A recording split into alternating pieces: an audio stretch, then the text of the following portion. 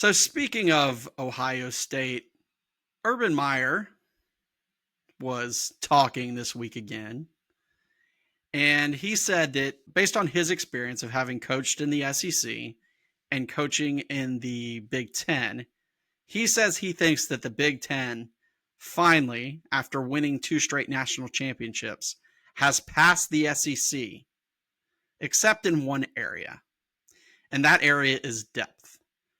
So his thought is that the Big Ten, when he first got there, the adage was that the Big Ten was slow, that SEC speed was so much better.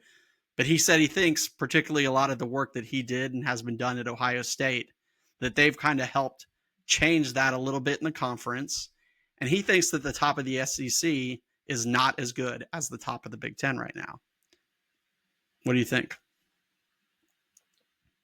It's hard to argue against it, frankly. I mean, last two national champions come from the Big Ten. You had Oregon ranked number one all year long.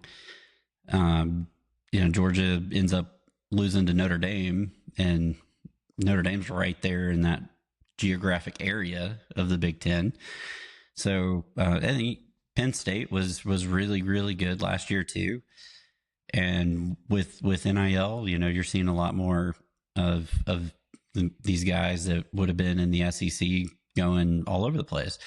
So, I don't think he's too far off base. And as much as I just want to disagree with Urban Meyer on principle, I can't do it this time.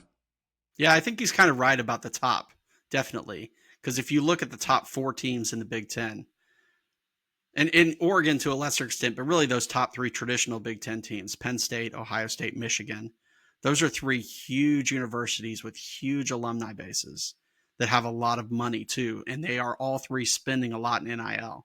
So the area where they may not have had the recruiting ground that they did before, they're making up with NIL spending.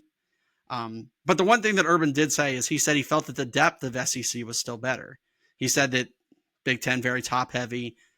He said, you look at the SEC, every year, even now in this expanded SEC, you've got 8 or 9 teams that realistically, if the chips fell right, could win the conference. And the guys even at the bottom of the SEC are better than the guys at the bottom of the Big Ten. So I think he is right on that. So as much as we dislike Urban Meyer and some of the opinions he says, in this case, I think you're right.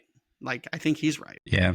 Yeah. And to the Big Ten's credit, they're getting more depth there too. I mean, look at Illinois.